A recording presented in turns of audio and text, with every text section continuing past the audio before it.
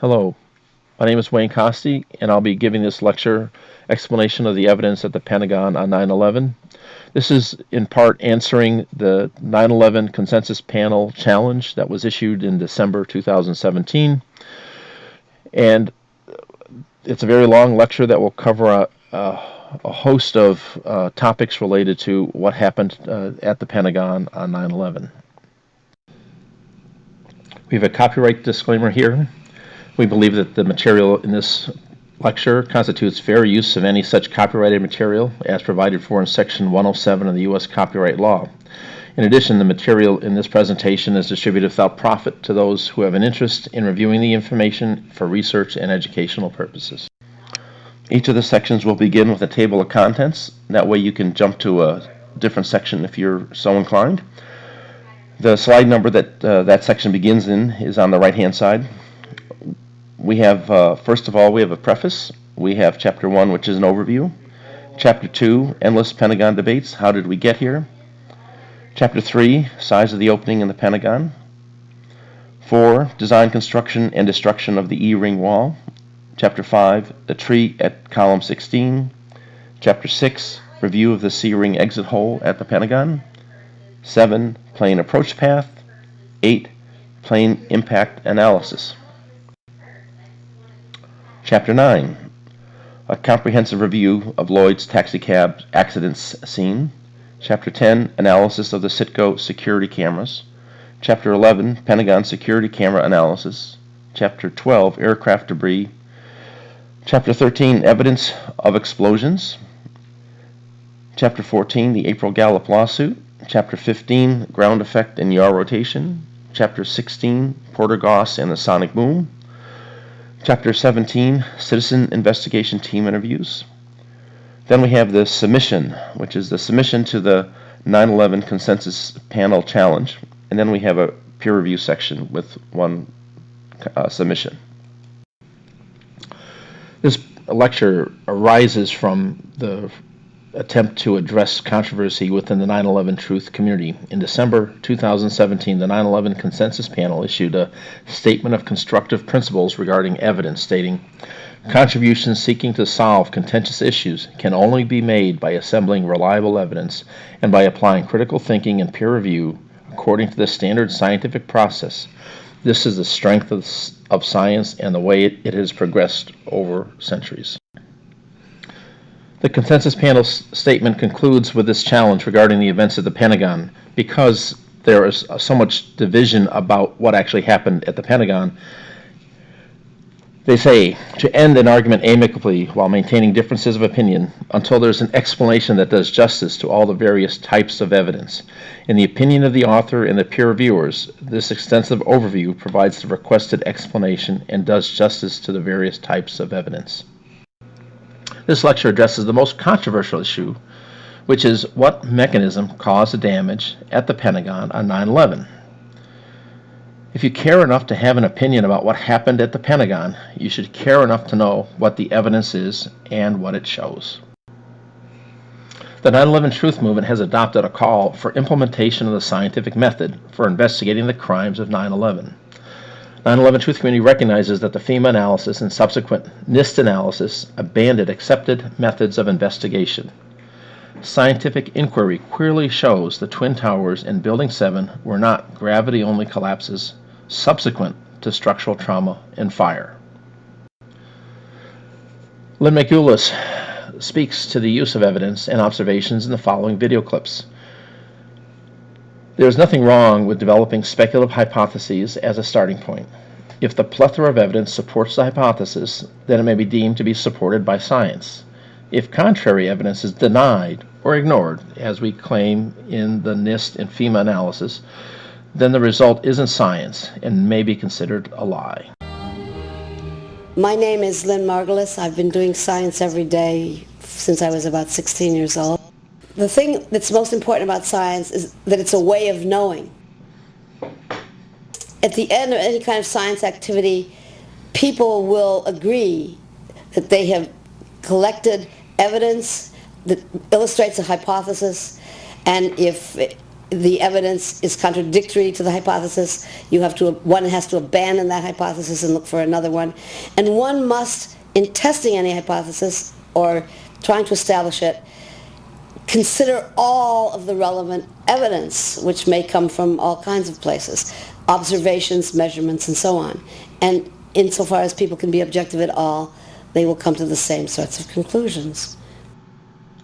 Many witnesses, firemen and lots of people, described the flowing molten metal, iron or steel, at extremely hot temperatures. And John Gross categorically had not denied their observations, so that because their observations don't fit his preconceived notion, he not only ignored evidence, he denied evidence. That is exactly the opposite of science, which considers all of the evidence that can possibly be relevant and built a hypothesis based on the plethora, the total of evidence. So clearly, if you have to lie or deny or ignore evidence, you are not doing science at all.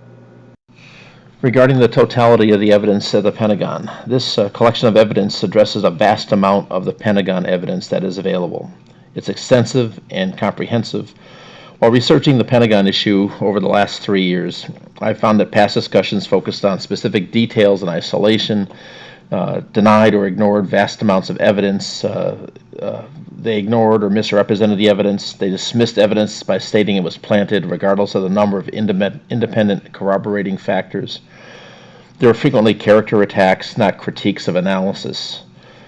On a recent Kevin Barrett show, I was lauded by him by having laid out the approach that I was using, and he said, well, this is what I've wanted architects and engineers to do regarding the Pentagon, to actually look at the evidence and look at it in detail.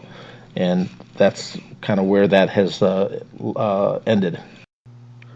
There must be billions of words on blogs and on Facebook where commenters opined on one aspect of the evidence, discussed the evidence in isolation, came to a premature conclusion.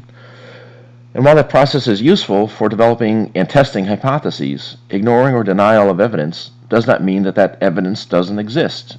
That's basically what Lynn Margulis said when she described the work of science. I'm standing on the shoulders of many others that have come before. Much of the early rigorous analysis that's been done has been replaced by established popular 9/11 videos. Many of those videos repeat poor research on the Pentagon, and they ignore and interpret away for the audience that rigorous analysis. Much of this has faded into obscurity. For example, in the section reviewing the location of the wire spools that were photographed, Jim Hoffman had described their initial location. His observations were nowhere to be found in any of the later discussions, and only the question remained, where were those spools? How did they get there? But Hoffman's analysis of where they had started off was ignored. This overview tries to put as much of that together in one lecture. The debate about what happened at the Pentagon has gone on for 16 years. It's been a combination of physical evidence, analysis of witness statements, analysis of the action of government personnel and institutions, including the military. A comprehensive review of the evidence is needed. Primarily, analysis of the damage done to the Pentagon has been frequently prone to errors and misstatements. New points about physical damage have been placed in a broad review of the data. For example, there was a tree in front of column 16 that nobody in all the years of discussing this has addressed. I actually have found a few people that have referenced it, one of which you'll see was someone who thought it was planted, so to speak, a tree planted, and another one who commented about a tree stump standing up out of the rubble pile in front of where the collapsed wall was. We're going to look at the bastion columns on the second floor, and we're going to look at the damage to one of those columns in particular, column 18. We're going to spend some time talking about the bent and bowed columns of 9AA and the window frame, the steel window frame that is next to it. That's all going to be coming up. In this interview, we will focus mostly on the physical evidence. It's necessary to understand the physical damage correctly before moving on to any other hypotheses. Some witness accounts associated with physical observations will be addressed. At the end, the viewer will have an understanding of the physical event of what happened at the Pentagon on 9/11. This lecture is important because an incomplete understanding of the evidence at the Pentagon leads to erroneous conclusions. The Pentagon confusion is an impediment to gaining acceptance of the truth about what happened on 9/11. Too many people hear no plane at the Pentagon and look into the evidence and conclude that the 9/11 truth movement is incompetent and misguided. The story of the Pentagon on 9/11 is used to keep the memory alive on 9/11. We've seen for the last half dozen years that the 9/11 anniversaries are now centered around the Pentagon. The World Trade Center destruction raises too many uncomfortable questions and is rarely seen. It is long forgotten. The 9/11 truth movement has no effective counter to these remembrances, and the no plane at the Pentagon that we've seen trumpeted in the last couple of years doesn't help our credibility at all with the larger community out there that we're trying to talk about the events of 9/11 to. Chapter 1, Overview. We have our table of contents. If you want to jump to another section, feel free to. Go to the slide numbers shown on the right. And this is for chapters 9 through 17.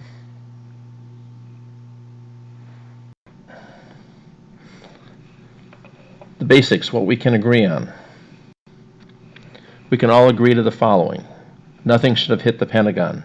Fighter jets should have been sent to intercept an incoming plane, not sent in the opposite direction of incoming Flight 77 and sent out over the Atlantic Ocean. Hani Hanjour, who couldn't fly a Cessna, was most certainly not a pilot capable of maneuvers that were observed on that day. We can all agree to the following here. Serial numbers of the aircraft parts should have been released. The call by Barbara Olson to her husband, Ted, could not have happened as reported, according to evidence presented in the Moussaoui trial. Evidence that should have been produced has been withheld and should be released. The National Transportation Safety Board should have had access to the crash sites of 9/11, but were not. The FBI should not have cleared the lawn of debris without documenting the location of major pieces and making those records available to the public. Recovery workers inside described the FBI and military photographers documenting damage. That documentation has not been released. In this lecture, we have no opinion about the authenticity of the flight data recorder. The FDR was reported to have been found in 2 locations at different times. Serial numbers have never been released. How was the aircraft controlled? It's improbable that Hani Hanjour could have been the pilot. Some other pilot or piloting process needs to be considered. We have no opinion about, was the aircraft actually the thing known as AA Flight 77? Were there passengers actually on board? We do know that Barbara Olson's phone call to Ted Olson did not occur because of the evidence presented by the government in the Zacharias Moussaoui trial. Review of forensic analysis of victims is beyond the capabilities of the general public and outside the scope of the mechanism of destruction, and I can't be addressing that. The focus is on what happened at the Pentagon. This is a big enough task for this overview lecture. I don't need to speculate on who did it. There are many other qualified investigators who can piece this together. However, if the who did it issue is affected by what actually happened, then a correct assessment of what happened must be the foundation to that investigation. Regardless of what happened at the Pentagon, the question who was behind it is an important question that needs to be answered. The 9/11 Consensus Panel has been developing consensus points with a large team of experts to take the limited data that's available and to determine what the best points are and to come up with the best evidence. The purpose of the 9/11 Consensus Panel is to provide the world with a clear statement based on expert independent opinion of some of the best evidence opposing the official narrative about 9/11. The stated purpose of the Consensus Panel effectively and practically excludes analysis of the mechanism of destruction by a large plane at the Pentagon because it is in alignment with the official narrative and doesn't oppose it, so they won't address it. However, no points contradicting a large plane at the Pentagon has been adopted. There are 4 points that have been agreed to by the 9/11 Consensus Panel regarding the Pentagon. 2 address conflicts in the official story narrative, 1 addresses the pilot of the large plane, and 1 addresses foreknowledge. For point 1, why the attack on the Pentagon was not prevented. The official account, it has the attack on the Pentagon by American 77 under the control of Al-Qaeda could not have been prevented for the following reasons, and they list them. The best evidence, discrepancy in both timelines and aircraft availability challenge the given reasons for the claim that the attack on the Pentagon could not have been prevented. That's their first point. And I encourage you to go to the consensus panel to see this and the rest of their points on the other issues. The second one, why the attack on the Pentagon was not prevented. The second official account. The official account was that the military could not have intercepted American 77. The 9/11 Commission reported because it never received notice that American 77 was hijacked. The best evidence, according to them, is that the truth of the 9/11 Commission's second account may be questioned on the following grounds, which they go into. The third point, the claim regarding Hani Hanjour as the Flight 77 pilot. The official account has the 9/11 Commission report holds that American Flight 77, a Boeing 757, was flown by Al-Qaeda pilot Hani Hanjour into the Pentagon. The best evidence, several former airline pilots have stated that Hani Hanjour could not have possibly maneuvered a large airliner through the trajectory alleged taken by Flight 77 and then hit the Pentagon between the first and second floors without touching the lawn. The fourth one is, was there foreknowledge by officials that the Pentagon would be attacked?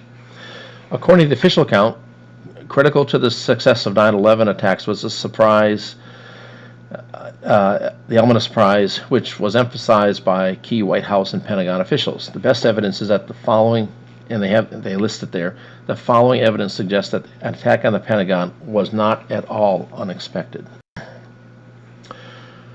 Before moving on, I'm going to go through some orientation. There's a lot of places that we'll be talking about over time, and I'll go through them. First of all, this is a map showing the location of the Pentagon. We have Washington, D.C. at the top, the National Mall, White House, and the Capitol. We have the Pentagon that's highlighted in the center. We have Reagan National to the south and east. We have the Roslyn area. We'll be hearing about the Roslyn area, which is north of the Pentagon. We have Arlington National Cemetery, which is adjacent to the Pentagon, and there's, of course, the Pentagon. We have Route 27, which goes alongside the Pentagon, and then we have I-395, which is the Shirley Memorial Highway. As far as the approach path goes, we have the Pentagon highlighted at the top, the first top arrow. Then we have the location of the former Citgo station. Then we have the former Naval Annex. We have the Sheridan Hotel. We have Columbia Pike. And then we have the Doubletree Hotel. And we'll see a camera shot from there later on in the lecture. Along the front of the Pentagon wall, we can see the security cameras are located at the far left-hand side. There's a heliport control tower that is kind of in the center, a heliport fire truck that will be seen backed up. There are 2 trees behind it and to the right. There's the heliport landing zone. There's a white car and a van. They'll be seen in some of the pictures as burned. We have a retaining wall that will have a gouge in it. We have the diesel generator trailer. And at the top right-hand corner, I've highlighted the tree in front of column 16. This is a tree that disappeared from all discussions. Nobody ever talked about it, but it's a huge piece of new insight as to the fact that it's had to be a large momentum-only event. There are no construction trailers presented in this particular illustration, and that's because Michael DePaula notes that they had been removed the weekend before. He says, I was in the trailer. We called the outside area here the laydown area. It's the heliport area. And out there we have all of our construction trailers. We're in the process right prior to September 11th of clearing out this area. We moved all the trailers. Actually, on the 10th, we had some of the trailers that were just leaving because they were getting ready to turn them back over to the building. We had one trailer left, which is a singleton trailer out there. So on Monday, most of the trailers were gone. And on Tuesday was September 11th. The Pentagon rings and wedges. Only the wedge 1 had been hardened, and they had been hardened with blast-resistant windows.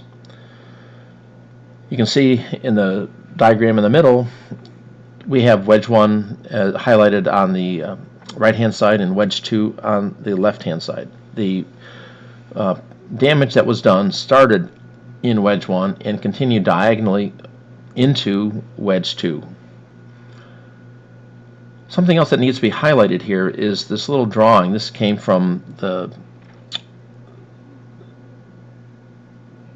I think it was a New York Times staff or somebody.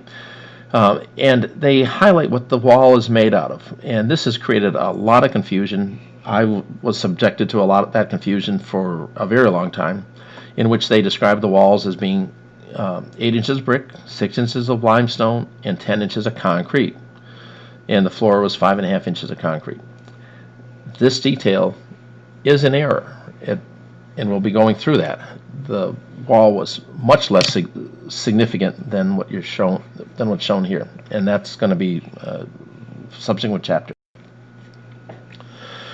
Additionally, there's confusion about the number of walls that the impacting plane would have had to travel from the entrance area on the left, which is the E-ring, to the AE drive, which is the side of the C-ring exit hole.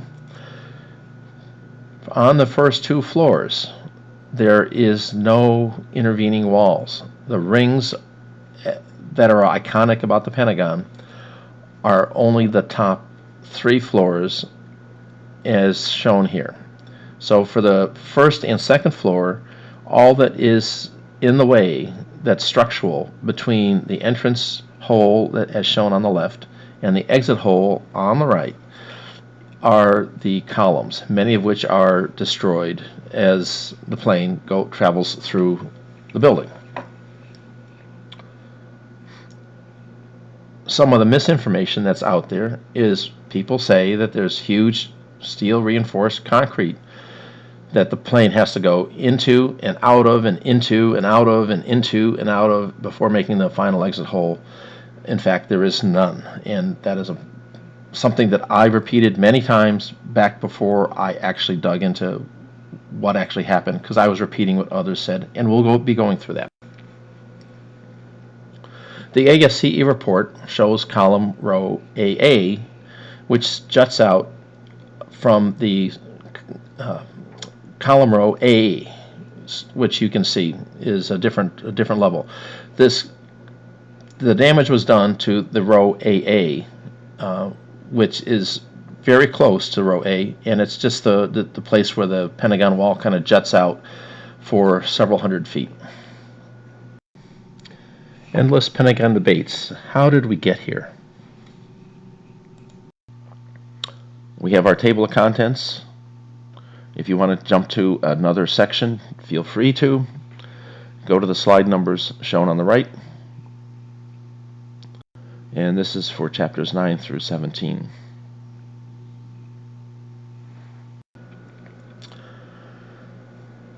The Foible Imposture, or the Frightening Fraud, by Thierry Maison.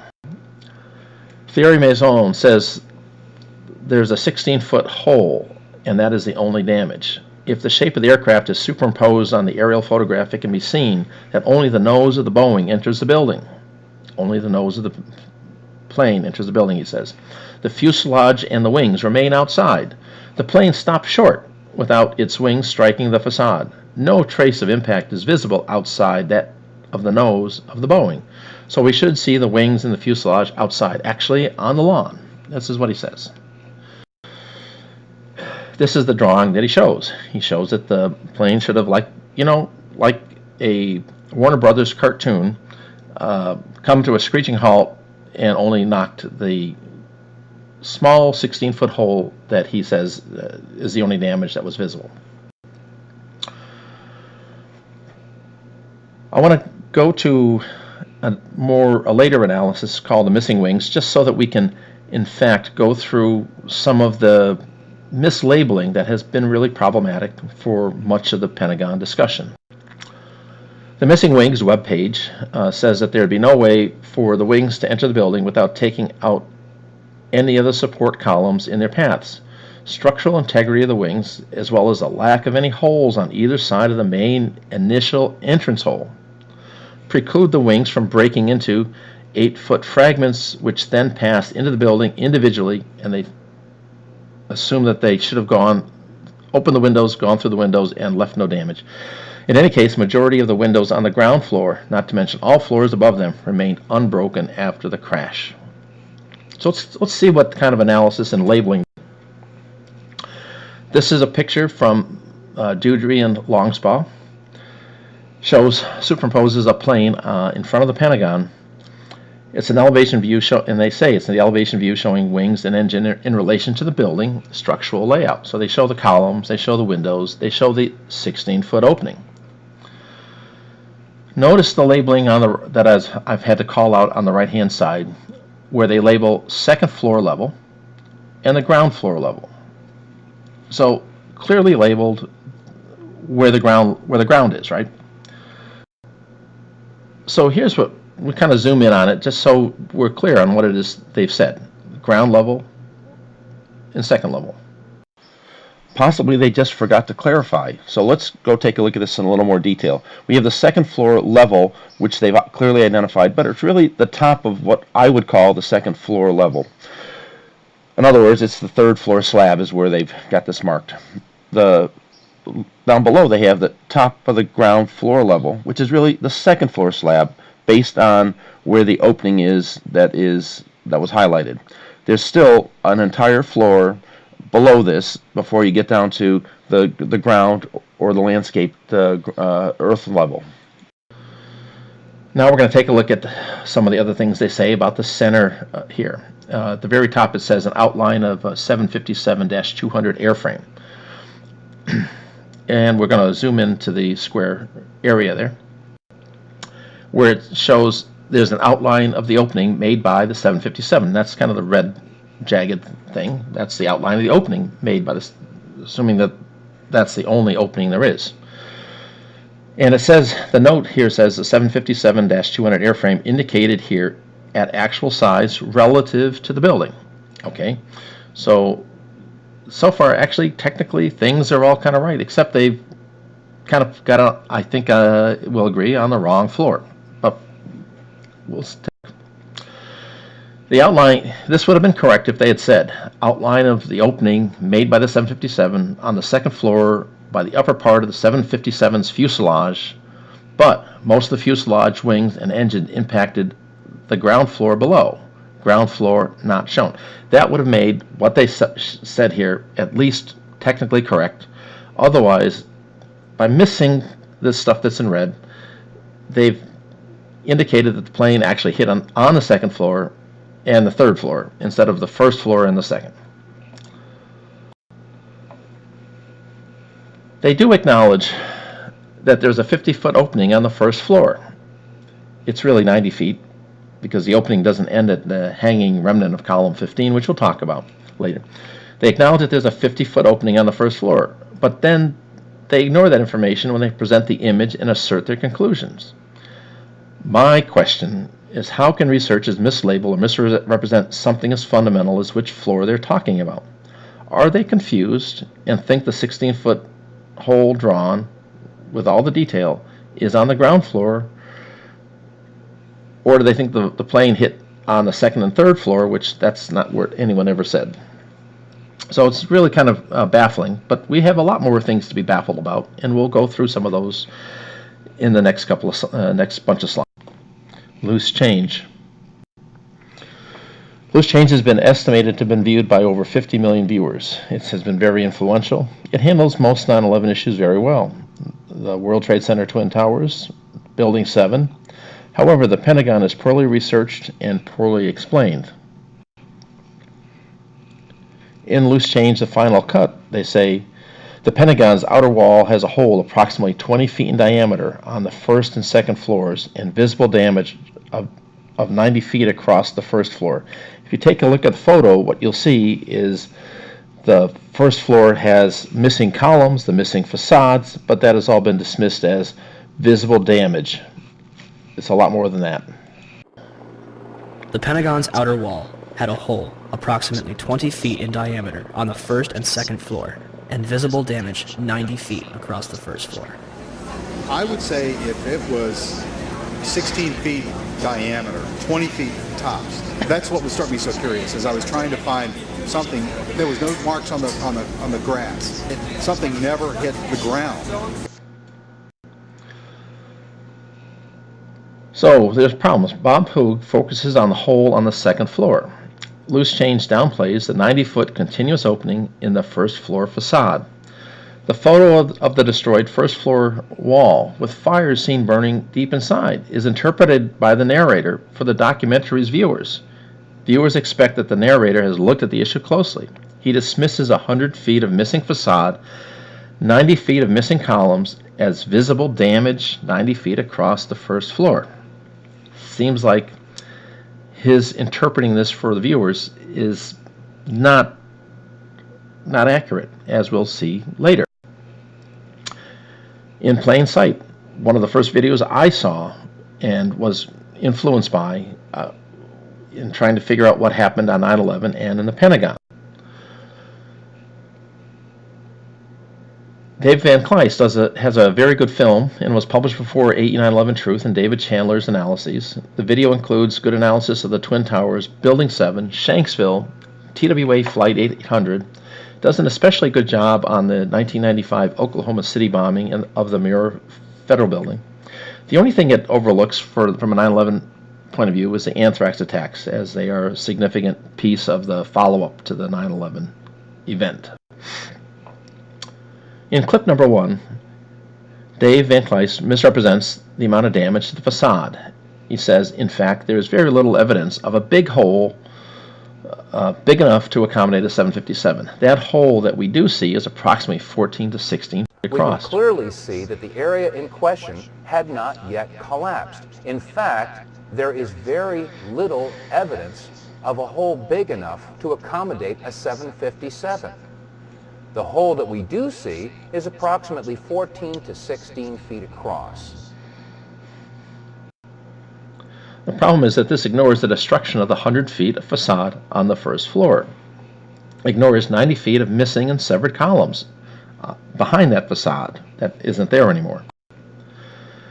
Then he says, in clip number 2, what could have caused this type of damage? What could have caused a 14 to 16 hole and pierced 3 rings of the Pentagon? Keep in mind that each ring of the Pentagon has an outer and inner wall.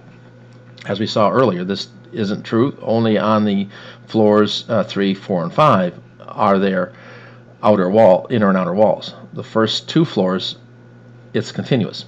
He says, keep in mind that each ring of the Pentagon has an outer and inner wall.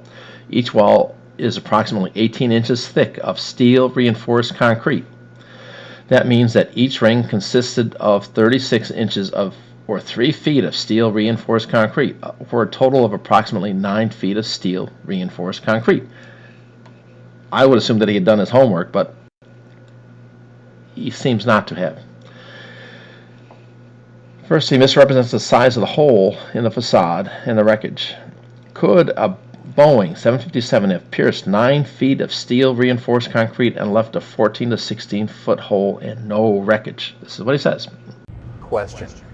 What could have caused this type of damage? What could have caused a 14 to 16 foot hole and pierced 3 of the rings of the Pentagon? Keep in mind that each ring of the Pentagon has an outer and inner wall, each wall approximately 18 inches thick of steel reinforced concrete. That means that each ring consisted of 36 inches or 3 feet of steel reinforced concrete for a total of approximately 9 feet of steel reinforced concrete. So again, the first two floors are the large open structures where there are no intervening walls. Walls are present on the third and fourth and fifth floors. There's no steel reinforced concrete present except in the original 1941 era columns. The distance between the engines is 42 feet, with about half of the width of the opening on the first floor. Again, here is our cross-section of the Pentagon, and in the blue area, which is the first floor, which is where the 90 or more percent of the damage was done on the first floor due to the impact. We see that as a continuous except the columns that are shown there. And the inner and outer rings is only relevant to the areas for floors 3, 4, and 5. And then he says, and yet, when you look at the left side of the Pentagon, you'll note that there is very little damage, if any smoke damage or heat damage at all. On the third floor, it's very plain to see a file cabinet with a computer monitor. Neither of them are damaged. On the second floor, you'll see a wooden desk. It hasn't burned. And on the first floor, a very curious sight indeed, a wooden stool with a book on it that's laying open. The pages aren't even singed. Note, he says it's the first floor. And yet, when you look at the left side of the Pentagon, you'll note that there is very little, if any, smoke damage or heat damage at all. On the third floor, it's very plain to see a file cabinet with a computer monitor. Neither of them are damaged. On the second floor, you can see a wooden desk. It hasn't burned. And on the first floor, a very curious sight indeed, a wooden stool with a book that is laying and open. The pages aren't even singed. The problems here, the floors are mislabeled. And you can see that if you go back and look at the video, you'll see that he's showing an aerial view in which you can see actually all 5 floors, floor levels. Floors 3, 4, and 5 are erroneously identified as floors 1, 2, and 3. And how could he have made this mistake? Why would he say that? No significant fires were reported on floors 3, 4, and 5 above the impact area. Fire damage in the area shown would kind of be unexpected. Collapse along the expansion joint exposed the unburned upper floors. Now let's talk about the film Zero. In Zero, an investigation into 9/11, the narrator says, according to the official story, American Airlines Boeing 757 disappeared inside this hole. Can you see it? 5 meters. I repeat, 5 meters in diameter. It's suggested that in order to enter a hole 5 meters wide, at a certain moment, the airplane somehow closed up its wings, just as dragonflies do. The plane entered the hole. Major General Albert Stubblevine III. Stubblevine says, I look at the hole in the Pentagon. I look at the size of an airplane that was supposed to have hit the Pentagon. The plane does not fit in that hole. Why didn't they show us the 16-foot hole? Instead, they chose to ignore the first 30 minutes of the attack at the Pentagon and to present what could be interpreted as deliberately misleading information. One of my experiences in the Army was being in charge of the Army's imagery interpretation for scientific and technical intelligence during the Cold War. I measured pieces of Soviet equipment from photographs. It was my job. I look at the hole in the Pentagon, and I look at the size of an airplane that was supposed to have hit the Pentagon, and I said, the plane does not fit in that hole. The plane does not fit in that hole, he says. But there are no videos or lectures that I have been able to find where Stubblevine describes in any detail what it is he sees, how he explains away the 100 feet of destroyed facade and the 90 feet of severed or missing columns. Is he basing his conclusion on the 16-foot hole claim that early videos made, claiming that those were the only openings? Is that where he got the idea that the plane didn't fit in that hole? Let's go take a look at Dodgy Dodds. This is a popular video that confuses the C-ring exit hole with the impact site. Beginning at a point in the video, he says the photos taken at the time show a small round punch-out hole cleanly cut into the reinforced concrete. This wall actually is 2 layers of bricks, and we'll be going through that later. Cleanly cut into the reinforced concrete. What is striking about the images is that it looks like very little damage considering a full passenger airline has crashed here. There are no signs of a plane anywhere in the image. Does it look like a missile punched hole? For an hour after the incident, the roof of the Pentagon had not collapsed. Photos taken at the time shows a small round punch hole cleanly cut into the reinforced concrete. What is striking about the images, it looks like very little damage considering a full passenger airliner has crashed here. There are no signs of a plane anywhere in the images. It does, however, look like a missile punch hole. So the problems with this, it says a full passenger airline has crashed here while showing the C-ring exit hole. Erroneously claims that the C-ring wall is steel reinforced concrete, but it's really a thin brick wall. Concluding statement says it looks like a missile punched hole. Placement of the audio and video suggests the C-ring exit hole is in fact the entrance hole. Now we'll be talking about the erroneous Pentagon outreach card. This is a card that I remember getting at one time. The illustration shows a small round hole on what appears to be the ground floor. The plane enters, the wings kind of fold up, go through, and then disappears inside, leaving just a small round hole. This is not very helpful in trying to figure out what actually happened to the Pentagon on 9/11, because it obliterates all the discussion, all the evidence there is for the 100-foot opening on the first floor. The new Pearl Harbor.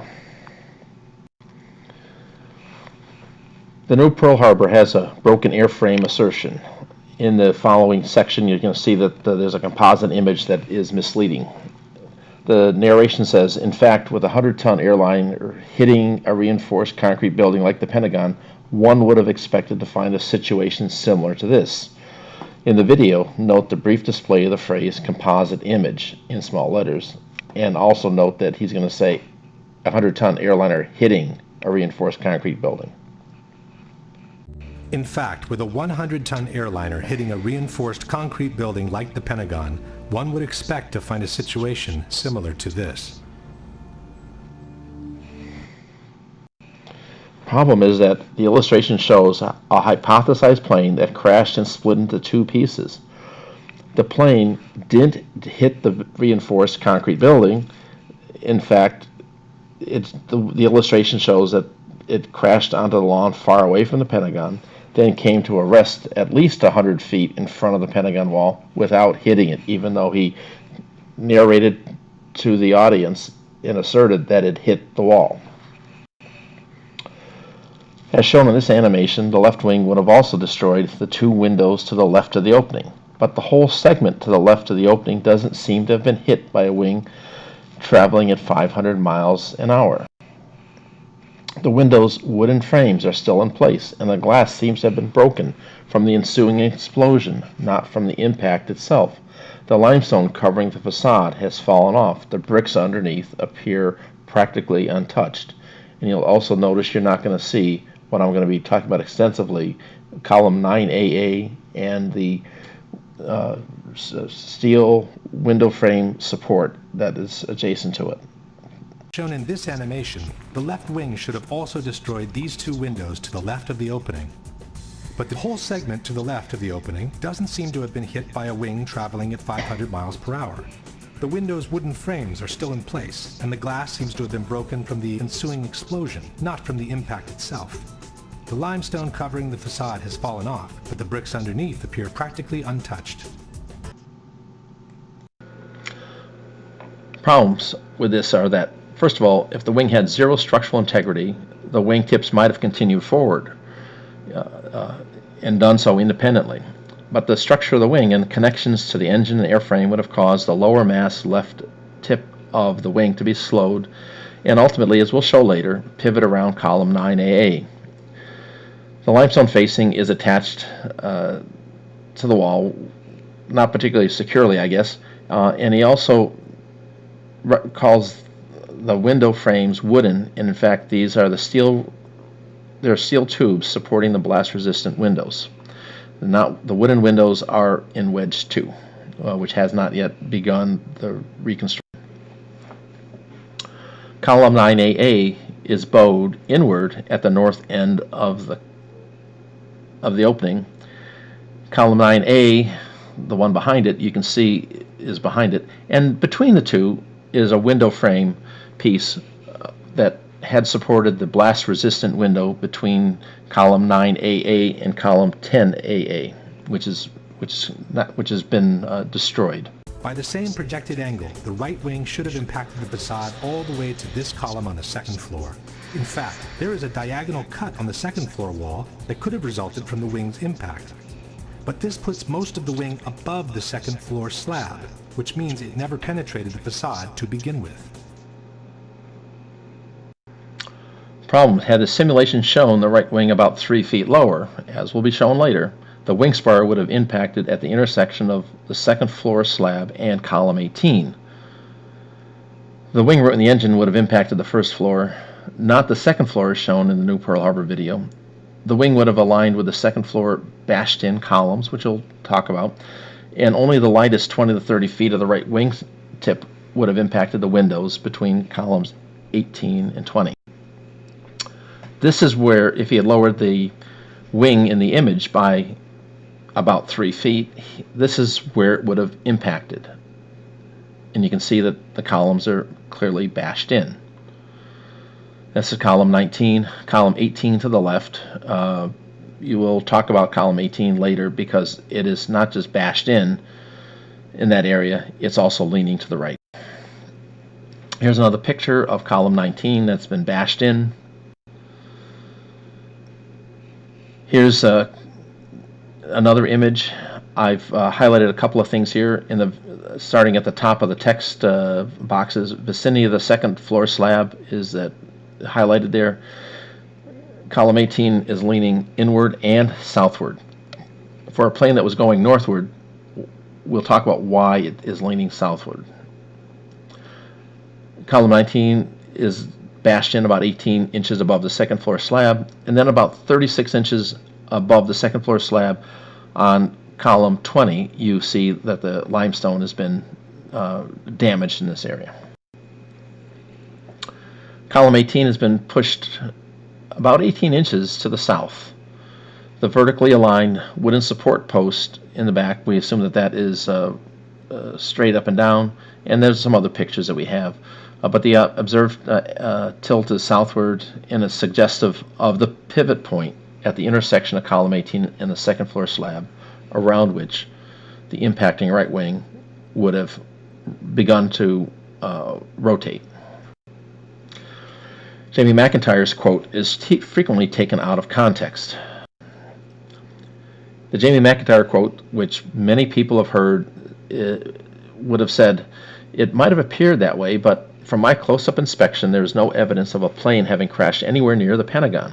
The only site is the actual side of the building that is crashed in. As I said, the only pieces left you can see are small enough that you could pick up in your hands. There are no large tail sections, wing sections, fuselage anywhere around it, which would indicate the plane crashed into the side of the Pentagon and caused the side to collapse." The stuff in white is typically omitted when this is talked about, as is the introductory question, which is important to understanding what he says. In the introductory question, Judy says, Aaron, one of our correspondents, actually I think it was Bob Franken, was talking with an eyewitness who said it appeared that a Boeing 757, an American Airlines jet, landed short of the Pentagon. Can you give me any better idea how much of the plane actually impacted the Pentagon, the building? So that's what Jamie is responding to in this video. Talking earlier, one of our correspondents was talking earlier, I think it was Bob Franken, with an eyewitness who said it appeared that Boeing 757, the American Airlines jet, landed short of the Pentagon. Can you give us any better idea of how much of the plane actually impacted the building? You know, it might have appeared that way, but from my close-up inspection, there's no evidence of a plane having crashed anywhere near the Pentagon. The only site is the actual site of the building that's crashed in, and as I said, the only pieces left that you can see are small enough that you could pick up in your hand. There are no large tail sections, wing sections, fuselage, nothing like that anywhere around, which would indicate that the entire plane crashed into the side of the Pentagon and then caused the side to collapse. Now, even though if you look at the pictures of the Pentagon, you see that the floors have all collapsed, that didn't happen immediately. It wasn't until almost about 45 minutes later that the structure was weakened enough that all of the floors collapsed. And Jamie, this happened. There's a persistent claim that much of the evidence about the Pentagon has been photoshopped. Photoshopping is a persistent claim. It is asserted by comparing different photographs, and any differences are given ominous interpretations, even though they may be from different perspectives and at different times.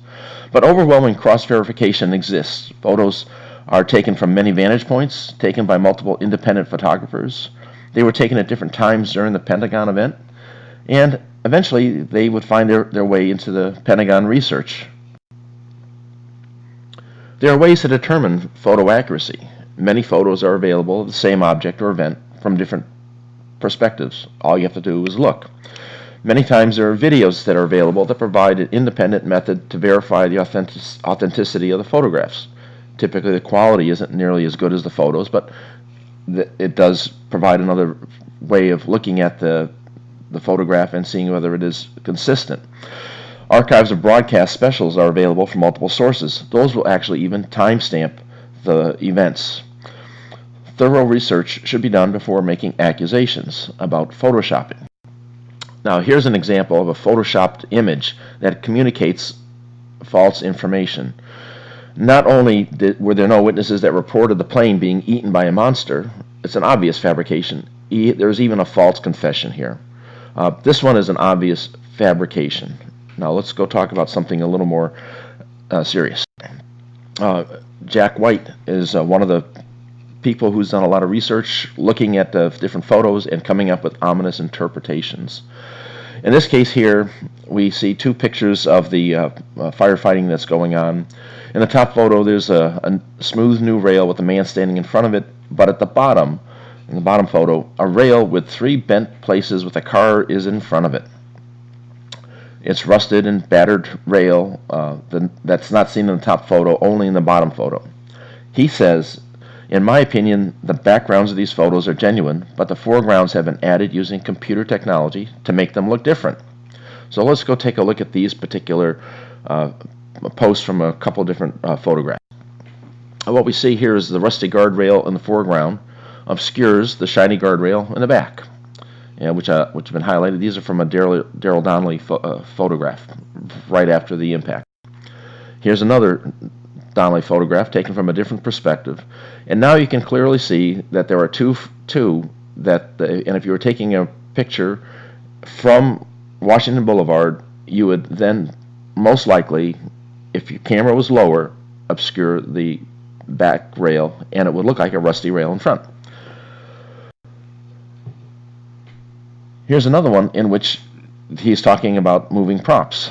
It says here, the tree beyond the fire truck, which is kind of in the dark area there, but it's highlighted in the photograph below. You can see the trees. The tree beyond the fire truck is devoid of leaves and is standing tall, but in the top photo it's seen lying on the ground between the car and the building.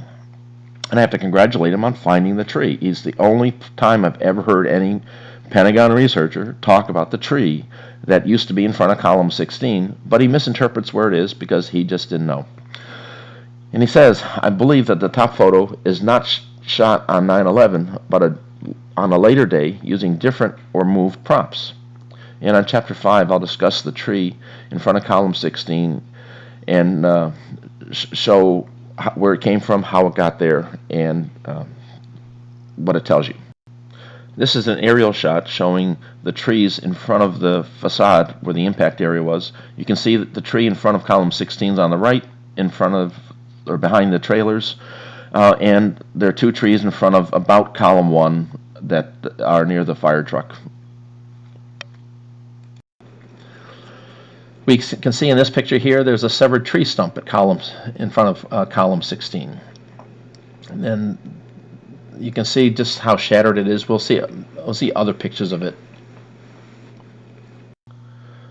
In this chapter, we're going to be looking at the size of the hole in the Pentagon. We have our table of contents. If you want to jump to another section, feel free to. Go to the slide numbers shown on the right. And this is for chapters 9 through 17.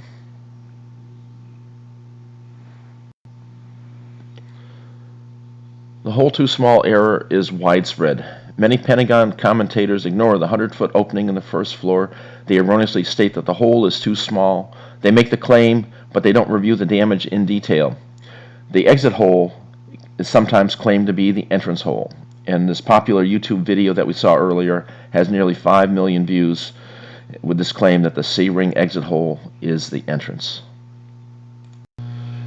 The 16-foot hole misstatement continues misinforming up to this date. In the 2017 anniversary of 9/11, Global Research published this article, which is based on Thierry Maison's article, and it says, nor any hole in the facade into which the plane could have been swallowed up. This is primarily what they were talking about, the Pentagon, and they're communicating the wrong story on the anniversary of 9/11.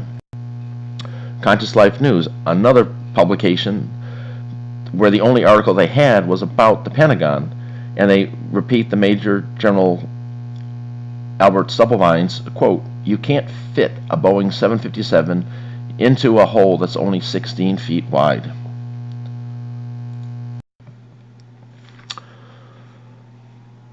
The purpose of this chapter is to illustrate the evidence supporting that the Pentagon exterior wall had no reinforced concrete wall sections, had limited structural resistance to the event, and a continuous opening exists in the first floor of the Pentagon facade that is approximately 100 feet wide and extends from column 8 to column 18. In this section, we're going to be talking about the wall that after it's crumbled, and we'll be able to see the blast-resistant windows and other construction materials. What's visible in the post-collapse wall? All the components of the wall are clearly visible in the post-collapse photograph. You've got limestone exterior sheathing, you've got bricks, support columns, steel window frame supports, and blast-resistant windows. First of all, just to get some orientation, we've got the limestone facing pieces. We've got the bricks that are under the limestone between the window frames and the columns. We have the steel window frames. We have the blast-resistant windows, which appear green in a lot of these photos. We have the limestone cornice pieces that have fallen down, and we have I've shown the column 18 bashed into to the south, just a little bit with a vertical line showing that. This is a different perspective. You can see the blast-resistant windows, the steel window frames, the limestone cornice pieces, and the shattered tree stump to the bottom right-hand side. The steel frames support the windows. They are not particularly significant building structure pieces. There's structural steel running through all 5 floors that strengthens the wall around the blast-resistant windows, and there's a geotechnical mesh, the Kevlar, is stretched between the steel tubes to prevent debris from becoming shrapnel in the event of an external explosion. So highlighted here are the blast-resistant windows, which are the large things, and the steel window frames. Take a note of the fingers, the little plates that attach from the steel support beams to hold the window in place. We'll see some of those later. The wall was created with blast-resistant windows. They were not blast-resistant walls, so to speak. Under the renovation plan, the outer wall was reinforced with structural steel tubing to increase the lateral stability and provide support to the new blast-resistant windows. Going down a little further, new windows for the E-ring were the same size as their predecessor, but with glass 1.5 inches thick and weighing more than a ton apiece. They were welded into special tubular steel frameworks, which we'll be talking about later. There are a number of videos that show the impacted wall crumbling. Some people have speculated that there were explosives that actually brought it down, but what Bob Poog says is, I heard a crunch and I looked back to my left and the Pentagon, actually the floors were collapsing right across from where I was standing. There are conflicting claims about the size of the opening of the facade. Many claim that the opening was only 18 feet, some say 10. We've heard those numbers before. This is one of the photographs that's used to support the 18-foot opening or thereabouts. The 16-foot opening in the second floor is frequently asserted to be the largest opening in the wall. By doing that, they've ignored the entire first floor, in which there's 100 feet of damage. It's this case here, it's obscured by firefighting, and it's one of the more popular pictures, a way of depicting the hole on in the Pentagon. Some people say it's only a 10-foot opening because there is a column 14AA that is still intact on the second floor. So there's a lot of discrepancies about even how big this upper hole actually is. But again, it's pales in comparison to the damage on the floor. This is the analysis that, an older analysis that's been done, and it shows that there's 96 feet in which there's an opening on the first floor. It shows where the 16-foot or 18-foot opening is on the second floor. It shows the hanging columns, and it shows that there, in fact, are no columns for those 96 feet. Because of the presence of a lot of smoke, there aren't very many clear photos of even specific areas. So in order to get a comprehensive view of the image of what actually happened, we have to combine several photographs together. Composite photos have been made of the Pentagon wall by several people. The accusations by some is that they are photoshopped. A composite photo, by definition, is a merger of multiple images. Photoshopped may be an accurate term, but it may be neutral about the quality of the resulting information. The question is whether the composite actually reflects the original information or misrepresents the information in the original. Key assertions behind the composite photos of the Pentagon wall are: a large opening exists in the first floor. The opening is up to 100 feet wide. The large opening is continuous. So here's how you create a composite. You take existing photos, you cut, trim, adjust for perspective, and then overlay them. The top image shows the best view of the north end, for example. It has to then be adjusted, potentially, if you're going to use it in this type of a composite photo. The north end of the opening, however, has no clear front-on photos before collapse. There's so much smoke it's really hard to see. This side view distorts the location of where column 9A, the one that looks to the right, making it appear as if it was column 10AA, but in fact it's far behind it. And we'll see actually the original photo where this came from. Composite number 2. Again, the north end has no clear pre-collapse views. The best evidence supports an opening of about 100 feet. And again, if you look at the openings going as highlighted from column 8 to column 18, there's the facade is missing across this entire piece. Column 9A is intact, 9AA is intact, column 9A is in the second row, and what we see is that there are no intact columns. By the time we get over to the hanging column 15, the remnants, something's hanging down. Column 16 is significantly present, but it's severed with a stump in front of it, and then we have column 17 that's hanging down, and then column 18 is where it is the damage apparently ends. Here's another example of the opening, and you can see now where that picture came from that was used in the photoshopped composite image. You can see the column 9A is in the background, but when you put it into it, and that's because of the angle that it's being photographed at, when you try to lay it flat, it looks like it's all in the wrong place. It took me a long time to actually figure out what these things were, but this is what I have now. The south end of the first floor the south end of the opening terminates at column 18. Columns 15, 16, and 17 have remnants hanging. Claims have been made by people that the columns are intact at the bottom. The columns rising from the floor are angled outward. This would mean that they are angled incorrectly for a momentum event from the outside, if in fact they were connected to the floor and leaning outwards. In fact, multiple views show that they are hanging. So the assertion that they were planted in the floor and leaning out is not supported. So what we have here is another photograph. We have the material burning that appears to be inside and underneath the hanging columns. So it can't be rising up from the floor if it's there. Plus you've got the tree stump that is in front. That confuses people, confuses many people about what you're actually looking at. They think it's continuous. But we'll see this from different angles. Here's one of the iconic Jason Ingersoll photos that we've seen kind of before. What you see is the damage. You can see the hanging at an angle columns, pieces of columns or something.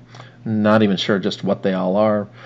Hanging from locations of column 15, 16, and 17, and 18. As we've shown here, we'll kind of zoom on those. The thing called column 17 is hanging. Column 16 is quite large. It's a little unclear just why it's so much bigger. Column 15 is like column 17, quite small.